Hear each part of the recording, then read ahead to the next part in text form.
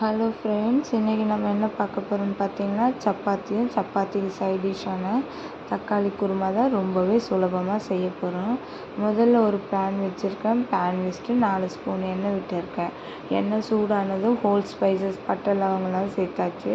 அது பொரிஞ்சதும் 2 பெரிய வெங்காயத்தை பொடியாக கட் பண்ணி சேர்த்துருக்கேன்.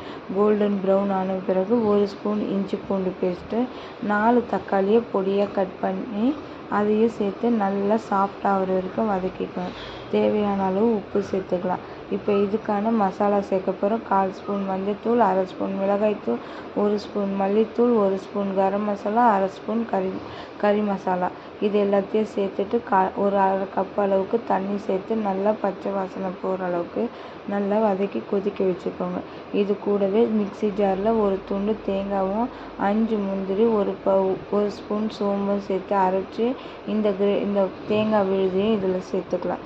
சேர்த்து லாஸ்ட்டாக கொஞ்சமாக கொதித்து வரும்போது கொத்தமல்லியோ இல்லை கருவேப்பிலையோ சேர்த்துட்டு இறக்கி சப்பாத்தியில் தொட்டு சாப்பிட்டா அட்டகாசமான ஒரு குருமா ரெடி. ரொம்பவே சுலபம் தான் ஃப்ரெண்ட்ஸ். ஓகே, பாய்.